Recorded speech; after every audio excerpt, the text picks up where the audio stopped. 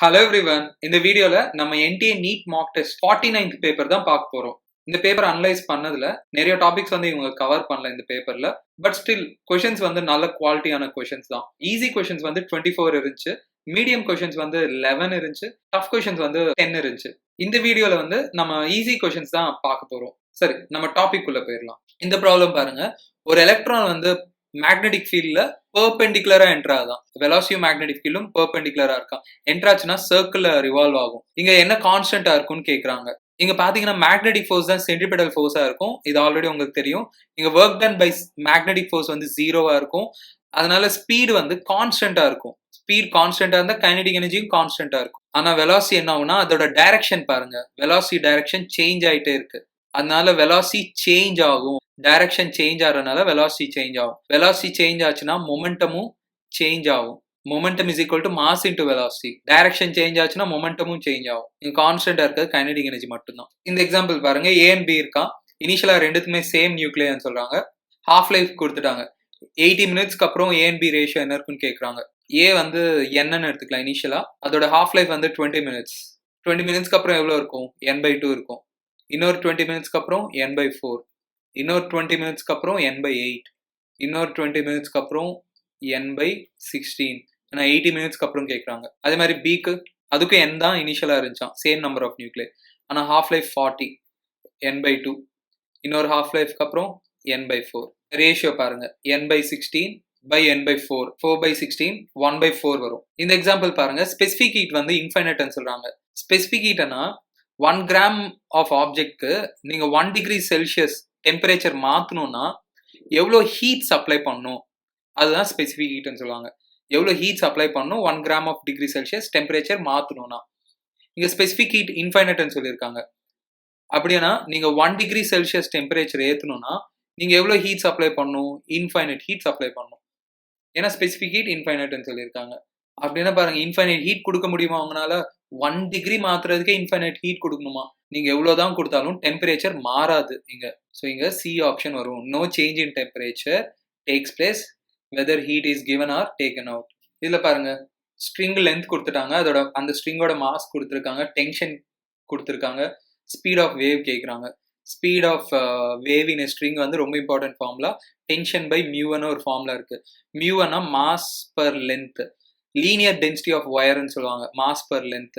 Mass எவ்வளோ? Mass வந்து 35 × 10⁻³ by length வந்து 7. 5 × 10⁻³ இதில் சப்ஸ்டியூட் பண்ணுங்க. 605 × 10⁻1 டிவைடட் பை 5 × 10⁻³ ரூட் ஆஃப் 121 × 10⁻2 வரும். 121 ஸ்கொயர் ரூட் 11. இது 10. 110. எக்ஸாம்பிள் பாருங்க. 15 டிகிரியில் ப்ரொஜெக்ட் பண்ணால் ரேஞ்ச் வந்து 1.5 கிலோமீட்டரா. இப்போ அதே ஸ்பீடில் ப்ரொஜெக்ட் பண்ணுறாங்களா 45 டிகிரியில். அந்த ரேஞ்ச் என்ன இருக்குன்னு கேட்குறாங்க. Simple range formula u² sin 2θ/g of அந்த ஃபார்முலா. ரேஞ்ச் வந்து இனிஷியலாக 1.5 equal to u² sin 2 × 15/g. இது sin 30 வரும். 1/2/g. ஸோ u²/g இந்த 2 அந்த சைடு கொண்டு போங்க. 3 கிலோமீட்டர் வரும். ஆனால் 45 டிகிரியில் ப்ரொஜெக்ட் பண்ணால் ரேஞ்ச் என்னன்னு கேட்குறாங்க. அதே ஸ்பீடு தானா. இப்போ செகண்ட் கேஸில் ரேஞ்ச் வந்து u² sin 45 இல்ல 2 × 45 90/g sin 91 u²/g. u²/g தான் என்னன்னு தெரியுது, 3 தெரியுது. ஸோ செகண்ட் கேஸ்ல ரேஞ்ச் வந்து 3 கிலோமீட்டர். இந்த எக்ஸாம்பிள் பாருங்க. SHM சொல்றாங்க. அதுல ஆக்சிலரேஷன் ரிலேஷன் கொடுத்துருக்காங்க. இதை வந்து நீங்க இப்படி எழுதிக்கலாம். -4π²x. இது எப்படி இருக்குன்னா a = -ω²x மாதிரி இருக்கு பாருங்க. இதுல இருந்து பாருங்க ω² வந்து 4π² இருக்கும் பாருங்க. ஒமேகா வந்து 2πn வரும் பாருங்க. அவங்க என்ன கேட்குறாங்கன்னா ஃப்ரீக்வன்சி கேட்குறாங்க. உங்களுக்கு இந்த ரிலேஷன் தெரியணும். ω = 2πf இம்பார்ட்டன்ட் ரிலேஷன். ஒமேகா பிளேஸ்ல 2π சப்ஸ்டியூட் பண்ணுங்க. ஃப்ரீக்வன்சி வந்து 1n வரும் பாருங்க. Moment of inertia of solid sphere about its diameter. ஒரு சாலிட் ஸ்பியர் இருக்கான். அபவுட் இட்ஸ் டயாமீட்டர்னா இதான். Solid sphere moment of inertia formula 2/5 mr². இப்போ டிஸ்க் இருக்கான். டிஸ்க்கு ரேடியஸ் 2r. அதோட moment of inertia about diameter கேட்குறாங்க. ஸோ இங்க நிறைய பேர் மிஸ்டேக் பண்ணுவாங்க. இது அபவுட் டயாமீட்டர்னா இது பாருங்க. இது வேற, இது ஆக்சிஸ். இது அபவுட் டயாமீட்டர் கேட்குறாங்க. இப்போ ஆக்சிஸ், இந்த ஆக்சிஸ் கேட்டா அபவுட் ஆக்சிஸ் கேட்டா moment of inertia mr²/2. About diameter கேட்டா ஆக்சிஸ்ல பாதி இருக்கும். ஸோ mr²/4 வரும். இந்த ரெண்டு மொமெண்ட் ஆஃப் இனர்ஷியா ஈக்குவல்னு சொல்றாங்க. 2/5 mr² = 1/4 இங்க மாஸ் m2 போட்டுக்கலாம். ரேடியஸ் ஆனா 2r சொல்லியிருக்காங்க பாருங்க. 2r whole square. இந்த 4 கேன்சல் பண்ணுங்க. r ஸ்கொயர் கேன்சல் பண்ணுங்க. m1/m2 என்ன வரும்னா 5/2 வரும் பாருங்க. ஏ ஆப்ஷன் வரும். இங்க ஒரே ஒரு மிஸ்டேக் பண்ணுவாங்க. அபவுட் ஆக்சிஸ் எடுத்து பண்ணிடுவாங்க. பாருங்க டிஸ்க்கு அபவுட் டயாமீட்டர்னு சொல்லியிருக்காங்க. இந்த எக்ஸாம்பிள் பாருங்க. ஒரு ஸ்பெக்ட்ரல் எனர்ஜி சன்ல இருந்து எனர்ஜி வருதான். டெம்பரேச்சர் இவ்வளவு இருக்கும்போது மேக்ஸிமம் எனர்ஜி கேரி பண்ற வேவ் லென்த் இவ்வளவு இருக்கான். இப்போ ஒருவேளை மேக்ஸிமம் எனர்ஜி கேரி பண்ற வேவ் லென்த் இது இருந்துச்சுன்னா அந்த ஸ்டாரோட டெம்பரேச்சர் என்ன இருக்குன்னு கேட்குறாங்க. இதுக்கு ஒரு ரிலேஷன் இருக்கு. மேக்ஸிமம் எனர்ஜி கேரி பண்ற வேவ் லென்த் இன்டூ டெம்பரேச்சர் வந்து கான்ஸ்டன்ட் பின்னு ஒரு ஃபார்முலா இருக்கு. அவ்வளவுதான். இது ரெண்டும் நீங்க ஈக்குவேட் பண்ணணும். பி கான்ஸ்டன்ட் இங்க நீங்க என்ன பண்ணணும்னா 6050 இன்டூ 4753 ஈக்குவல் டு செகண்ட் கேஸ்ல டெம்பரேச்சர் கண்டுபிடிக்கணும் இன்டூ 9506. இது பாருங்க, இது 2 போகும். இது கேன்சல் பண்ணுங்க. 3025 செகண்ட் ஆப்ஷன். எக்ஸாம்பிள்ல பாருங்க, shortest wavelength of bracket series of a hydrogen like atom is the same as the shortest wavelength of Balmer series of hydrogen atom னு சொல்றாங்க. Z என்ன இருக்குன்னு கேக்குறாங்க. உங்களுக்கு இது தெரியணும். லைமன், பாமர், பேஷன், பிராக்கெட் சீரிஸ் இருக்கும். எலக்ட்ரான் 4th ஆர்பிட்ல ஃபைனலா விழுகும். அங்க எமிட் ஆகிற வேவ்லென்த் தான் பிராக்கெட் சீரிஸ்ன்னு சொல்லுவோம். இப்போ ஷார்டஸ்ட் வேவ்லென்த்னா எனர்ஜி ரொம்ப அதிகமா இருக்கணும், ரொம்ப தூரத்துல இருந்து வரணும் அந்த எலக்ட்ரான், இப்படி ஜம்ப் ஆகும். அப்போ எமிட் ஆகிற அந்த ஃபோட்டானோட வேவ்லென்த் தான் பிராக்கெட் சீரிஸ் வேவ்லென்த்னு சொல்லுவோம். இதுதான் ஷார்டஸ்ட் வேவ்லென்த். இங்க 1/λ இஸ் ஈக்குவல் டு ஃபார்முலா இருக்கு. ஆர் Z தான் நம்ம கண்டுபிடிக்கணும். Into 1/n1 square minus 1/n2 square. n1 lowest, n2 highest level. இங்க 1/λ is equal to R Z square into 1/4 square minus 1/infinite square. இது ஃபர்ஸ்ட் கேஸ். செகண்ட் கேஸ்ல shortest wavelength of Balmer series. Lyman, Balmer வந்து n equal to 2 jump ஆகும் அந்த electron. அப்போ emit ஆகிற ஃபோட்டான்ஸோட wavelength தான் bomber series வேவ்லென்த்னு சொல்லுவோம். எப்போ ஷார்டஸ்ட் வரும்? இன்ஃபைனைட்ல இருந்து ஜம்ப் ஆகணும். ரொம்ப தூரத்துல இருந்து ஜம்ப் ஆனா எனர்ஜி அதிகமா இருக்கும். ஸோ வேவ்லென்த் கம்மியா இருக்கும். எனர்ஜிக்கும் வேவ்லென்த்க்கும் இன்வர்ஸ் ரிலேஷன் இருக்கு. இப்போ செகண்ட் கேஸ்ல வேவ்லென்த் வந்து ஆர் ஹைட்ரோஜன் சொல்றோம். அதனால 1 square into 1/2 square minus 1/infinite square. இந்த ரெண்டு வேவ்லென்த் ஈக்குவல்னு சொல்றான். ஸோ ரெண்டுத்தையும் ஈக்குவேட் பண்ணிக்கோங்க. Z square into 1/4 square is equal to 1/2 square. Z is equal to square root எடுங்க. 4/2 வரும். 2 வரும். First option. இந்த எக்ஸாம்பிள் பாருங்க, ஒரு டிரான்சிஸ்டர் இருக்கான். அதுக்கு கரண்ட் ஆம்பிளிஃபிகேஷன் ஃபேக்டர் கொடுத்துட்டாங்க 80 சொல்லியிருக்காங்க. அப்புறம் சேஞ்ச் இன் பேஸ் கரண்ட் கொடுத்துட்டாங்க. சேஞ்ச் இன் கலெக்டர் கரண்ட் கேட்குறாங்க. ஜென்ரல் அவுட்புட் வந்து கலெக்டர் கிட்ட தான் இருக்கும், ஞாபகம் வச்சுங்க. ஏசி கனெக்ஷன்ஸ் இருந்தால் ஆம்பிளிஃபிகேஷன் ஃபேக்டர் வந்து change in collector current by change in base current அப்படின்னு சொல்லுவோம். ஸோ பேஸ் கரண்ட் சேஞ்ச் பண்ணுறதுனால அவுட்புட் கலெக்டர் கரண்ட் சேஞ்ச் ஆகும். இங்கே தான் கலெக்ட் பண்ணுவோம். ஸோ அவுட்புட் ஞாபகம் வச்சுங்க. அப்படி அவங்க இதுதான் கேட்குறாங்க. பேஸ் வந்து எவ்வளோ? 250 மைக்ரோ ஆம்பியர். இது வந்து 80 சொல்லியிருக்காங்க. மல்டிப்ளை பண்ணுங்க, இந்த மாதிரி வரும் பாருங்க. இது கால்குலேட் பண்ணுங்க, 20 மில்லி ஆம்பியர் வரும். இந்த எக்ஸாம்பிள் பாருங்க, இன்டர்ஃபரன்ஸ் ஆஃப் லைட் எப்படி நடக்கும்னு கேட்குறாங்க. இப்போ எனர்ஜி பற்றி தான் சொல்லியிருக்காங்க. உங்களுக்கு இது ஐடியா இருக்கணும். லெட்ஸ் சே இந்த ஹோல்ல இருந்து வர லைட்டோட இன்டென்சிட்டி ஐன்னு வச்சுக்கலாம். இங்கேயும் வர இன்டென்சிட்டி ஐன்னு வச்சுக்கலாம். உங்களுக்கு இது தெரியணும். Maximum intensity or central maxima bright fringes கிட்ட இன்டென்சிட்டி எவ்வளோ வரும்னா 4i வரும்.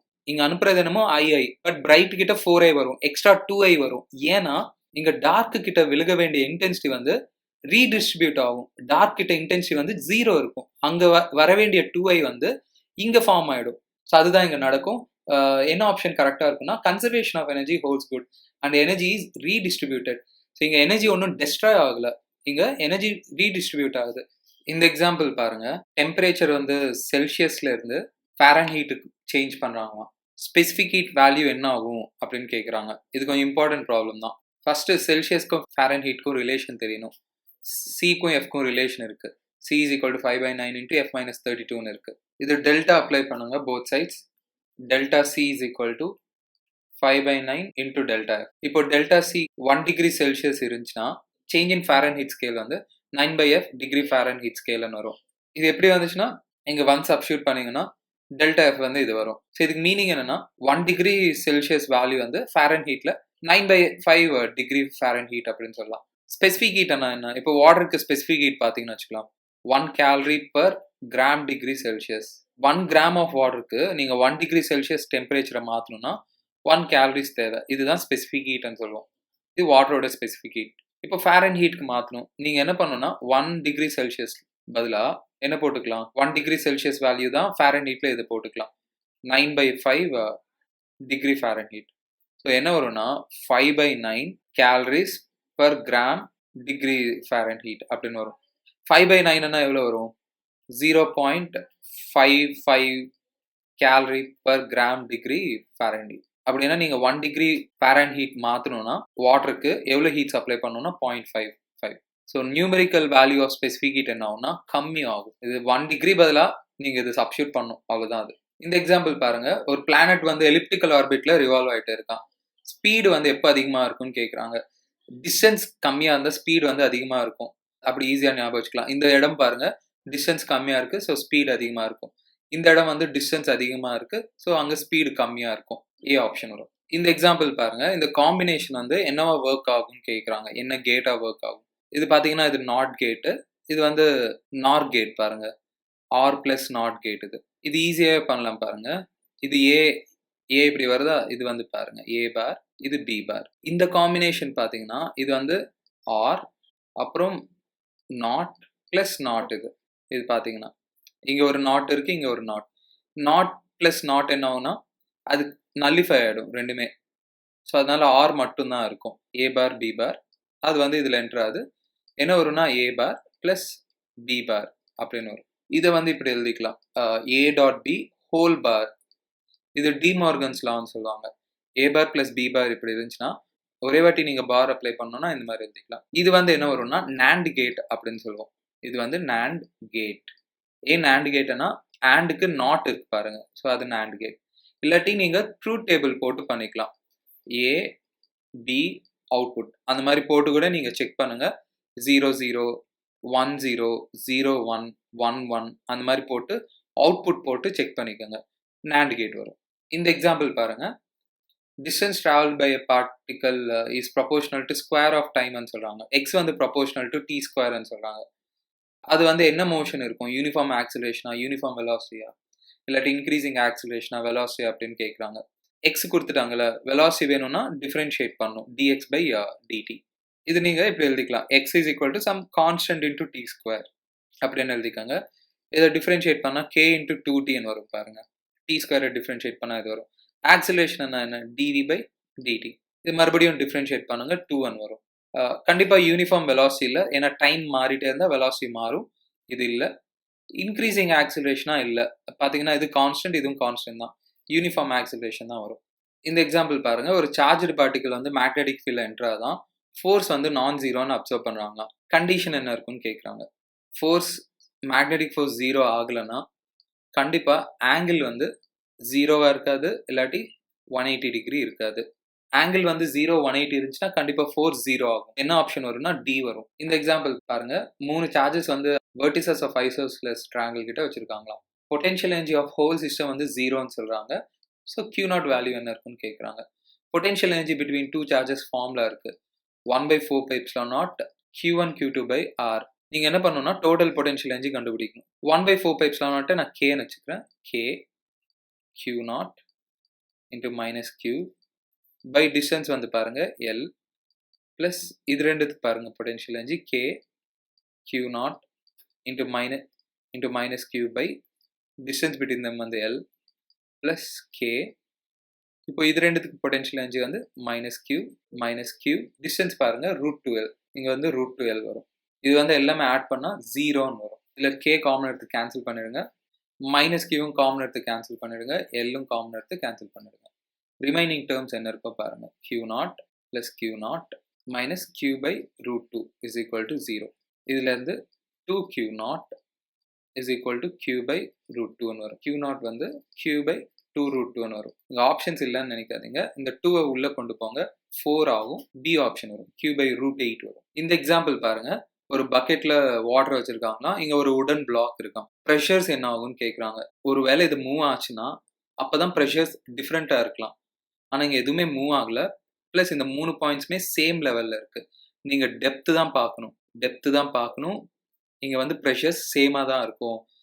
இங்கே அட்மாஸ்பியரிக் ப்ரெஷர் இருந்துச்சுன்னா இங்கே ப்ரெஷர் வந்து P0 ப்ளஸ் ρgh இருக்கும். எல்லா இடத்துலையுமே ப்ரெஷர் சேமாக தான் இருக்கும். இங்கே பிளாக் வச்சதுனால மேபி ப்ரெஷர் சேஞ்ச் ஆகலாம், ஆனால் 3 பாயிண்ட்ஸ் கிட்டமே ப்ரெஷர் ஈக்குவலாக இருக்கும். ஏன்னா இது சேம் லெவலில் இருக்குது. சேம் லெவலில் இருந்தால் ப்ரெஷர் சேமா இருக்கும். ஏ ஆப்ஷன் வரும்.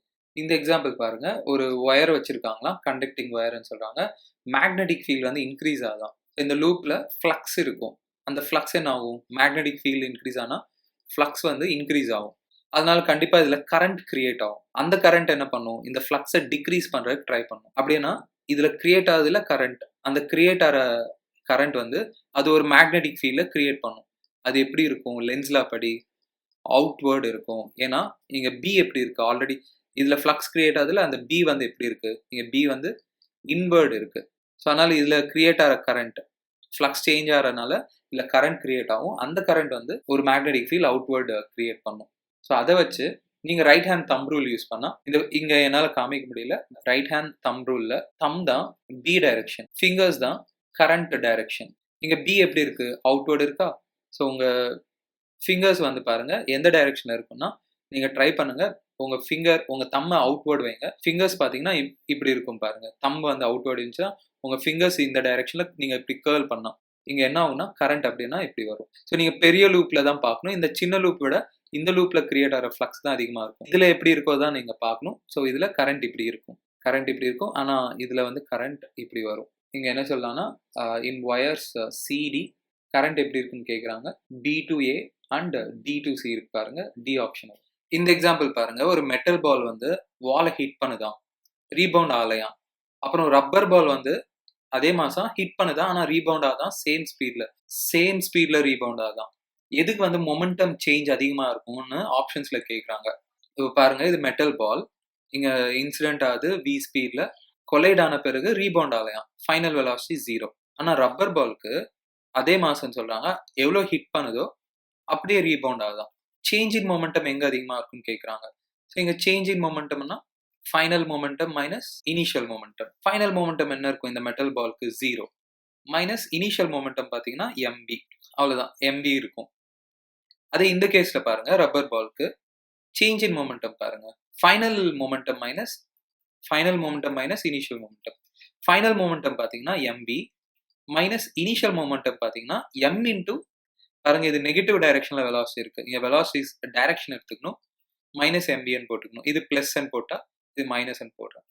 என்ன வரும்னா 2 எம்பி வரும். இங்க வந்து மேக்னிடியூட் பார்த்தீங்கன்னா எம்பி இருக்கும். யாருக்கு அதிகமா மொமெண்டம் சேஞ்ச் ஆகும்? கண்டிப்பா ரப்பர் பால்ல மொமெண்டம் சேஞ்ச் அதிகமா இருக்கும். இதுல பாருங்க பொட்டென்ஷியோமீட்டர் கொடுத்துருக்காங்க. இதோட பொட்டென்ஷியல் கிரேடியன்ட் கேட்குறாங்க. பொட்டென்ஷியல் கிரேடியன்ட்னா என்ன சொல்லுவோம்னா அதோட பொட்டென்ஷியல் டிஃபரன்ஸ், அந்த ஒயரோட பொட்டென்ஷியல் டிஃபரன்ஸ் பை அதோட லென்த்ன்னு சொல்லுவோம். அந்த ஒயரோட பொட்டென்ஷியல் டிஃபரன்ஸ் கண்டுபிடிக்கணும்னா ஐ இன்டூ ரெசிஸ்டன்ஸ் அப்படின்னு போடணும். ஆனா ஃபர்ஸ்ட் ஆஃப் ஆல் இந்த சர்க்கியூட்ல கரண்ட் எப்படி கண்டுபிடிப்போம்னா பாருங்க, இது லூப் தானே. லூப்ல கரண்ட் வந்து ஜென்ரலா என்ன சொல்லுவோம்னா இஎம்எஃப் பை ஆர் எஃபெக்டிவ் அப்படின்னு சொல்லுவோம். லூப்ல கரண்ட் வந்து இஎம்எஃப் எவ்வளவு இருக்கு? 10 பை ஆர் எஃபெக்டிவ். பாருங்க, இந்த 1 இந்த 9 சீரீஸ்ல இருக்கு பாருங்க, சேம் கரண்ட் தான் ஃப்ளோ ஆகும். அதனால 10 என்ன வரும்னா 1 ஆம்பியர்னு வரும் பாருங்க. இந்த ஐ பதிலா 1 சப்ஸ்டியூட் பண்ணுங்க. ரெசிஸ்டன்ஸும் பாருங்க 1 ஓம். பொட்டென்ஷியல் டிஃபரன்ஸ் வந்து 1 வோல்ட் வரும். அவ்வளவுதான், 1 வோல்ட் பை இதோட லென்த் பாருங்க 10 மீட்டர், 0.1 வோல்ட். இந்த எக்ஸாம்பிள் பாருங்க, பிஎன்கியூ வந்து 2 தின் சர்க்குலர் காயில்ஸ்ன்னு சொல்றாங்க, சேம் ரேடியஸ்ல இருக்குன்னு சொல்றாங்க, subjected to the same rate of change of ஃப்ளக்ஸ்ன்னு சொல்றாங்க. இப்போ பி வந்து மேடப் ஆஃப் காப்பர்ன்னு சொல்றாங்க, கியூ இஸ் மேடப் ஆஃப் அயர்ன்னு சொல்றாங்க. என்ன ராங் ஸ்டேட்மெண்ட் இருக்குன்னு கேட்குறாங்க. இங்க எல்லாமே இன்டியூஸ்ட் இஎம்எஃப் பத்தி தான் கேட்குறாங்க. உங்களுக்கு தெரியும் இன்டியூஸ்ட் இஎம்எஃப்னா minus rate of change of total flux. ஆனா அந்த 2 காயிலுமே சேஞ்ச் ஆஃப் ஃப்ளக்ஸ் வந்து சேமா இருக்குன்னு சொல்றாங்க, rate of change of flux. இங்க இஎம்எஃப் இன்டியூஸ்ட் வந்து rate of change of flux மேல தான் டிபெண்ட் ஆகும். அதனால கண்டிப்பா இன்டியூஸ்ட் இஎம்எஃப் வந்து சேமா தான் இருக்கும். அது மெட்டல் ஆகட்டும், இல்லாட்டி வுட்டு கூட இருக்கட்டும், எது வேணாலும் இருக்கட்டும், rate of change of flux சேமா இருந்தா கண்டிப்பா இஎம்எஃப் சேமா தான் இருக்கும். ஆனா கரண்ட் சேமா இருக்குன்னு சொல்ல முடியாது. கரண்ட் வந்து பாருங்க இஎம்எஃப் பை ரெசிஸ்டன்ஸ். கரண்ட் வந்து ரெசிஸ்டன்ஸ் மேல டிபெண்ட் ஆகும். ஸோ இங்க இஎம்எஃப் தான் சேமா இருக்குன்னு சொல்ல முடியும். கரண்ட் பாருங்க சேம்னு அது கூட ஆப்ஷன் இருக்கு, அது இருக்காது. அது ரெசிஸ்டன்ஸ் மேல தான் டிபெண்ட் ஆகும், அது மெட்டீரியல் மேல டிபெண்ட் ஆகும். இங்க ராங் ஸ்டேட்மெண்ட் தான் கேட்குறாங்க. ஸோ ஏ ஆப்ஷன் கரெக்ட் தான், இது தப்பு. இன்டியூஸ்ட் கரண்ட் வந்து சேம்னு சொல்றது தப்பு. இன்டியூஸ்ட் கரண்ட் சேம் டைரக்ஷன்ல இருக்குன்னு சொல்லலாம், அது பிரச்சனை இல்லை. ஏன்னா ரெண்டுமே ஒரே மாதிரி தான் வச்சிருக்காங்க, சேம் மேக்னெட்டிக் ஃபீல்ட்ல தான் வச்சிருக்காங்க. இது சி கரெக்ட் சொல்லிக்கலாம். Induced current in P is more than in கியூன்னு சொல்றாங்க. காப்பருக்கு ரெசிஸ்டன்ஸ் கம்மியான்னு சொல்லுவோம், கம்மியா இருந்தா கரண்ட் வந்து அதிகமா இருக்கும். அதனால காப்பர்ல கரண்ட் அதிகமா இருக்கும், இன்டியூஸ்ட் கரண்ட் அதிகம்னு சொல்லலாம். டி ஆப்ஷன் தான் தப்பு. இந்த எக்ஸாம்பிள் பாருங்க. டிரான்சிஸ்டரை ஆம்பிளிஃபையரா யூஸ் பண்றாங்களாம். அப்படின்னா எமிட்டர், பேஸ், கலெக்டர் எப்படி கனெக்ட் பண்ணியிருப்பாங்க அப்படின்னு கேட்குறாங்க. எப்போதுமே கலெக்டர் கிட்ட தான் அவுட்புட் இருக்கும். இன்புட் வந்து எமிட்டர் பேஸ் கிட்ட தான் இருக்கும். எப்போதுமே எமிட்டர் பேஸ் வந்து ஃபார்வர்ட் பயாஸ்ல தான் இருக்கும். அப்பதான் டிரான்சிஸ்டர் ஒர்க் ஆகும். இது பாருங்க, பிஎன்பி டிரான்சிஸ்டர் இது. பி வந்து ஹையர் பொட்டென்ஷியல் கனெக்ட் ஆயிருக்கணும். என் வந்து பாருங்க லோவர் பொட்டென்ஷியல் கனெக்ட் ஆயிருக்கு. கண்டிப்பா இது ஃபார்வர்ட் பயாஸ். ஆனா இது வந்து ரிவர்ஸ் பயாஸ்ல கனெக்ட் பண்ணணும். இந்த பிசி, இந்த பேஸும் கலெக்டரும் அவுட்புட் வந்து எப்போதுமே ரிவர்ஸ் பயாஸ்ல கனெக்ட் பண்ணிருக்கணும். டிரான்சிஸ்டர் ஒர்க் ஆகணும்னா இந்த மாதிரி தான் கனெக்ட் பண்ணணும். ஆம்பிளிஃபையரா ஒர்க் ஆகணும்னா இப்படி தான் கனெக்ட் பண்ணணும். இப்போ இது ரெண்டும் கம்பேர் பண்ணுங்க. என் வந்து ஹையர் பொட்டென்ஷியல் சைட், பி வந்து லோவர் பொட்டென்ஷியல் சைட். இது ரிவர்ஸ் பயாஸ்ல கனெக்ட் பண்ணணும். அப்பதான் டிரான்சிஸ்டர் வந்து ஆம்பிளிஃபையரா பிஹேவ் பண்ணும். ஸோ இது ஃபர்ஸ்ட் ஆப்ஷன் பாருங்க. எமிட்டர் பேஸ் வந்து ஃபார்வர்ட் பயாஸ், கலெக்டர் பேஸ் வந்து ரிவர்ஸ் பயாஸ். அவ்வளோதாங்க ஈஸி ப்ராப்ளம்ஸ். நம்ம நெக்ஸ்ட் வீடியோவில் கண்டினியூ பண்ணலாம். தேங்க்யூ ஸோ மச் ஃபார் வாட்சிங். இந்த வீடியோவை லைக் பண்ணுங்க, ஷேர் பண்ணுங்க, என் சேனலுக்கு சப்ஸ்கிரைப் பண்ணுங்க. பாய்.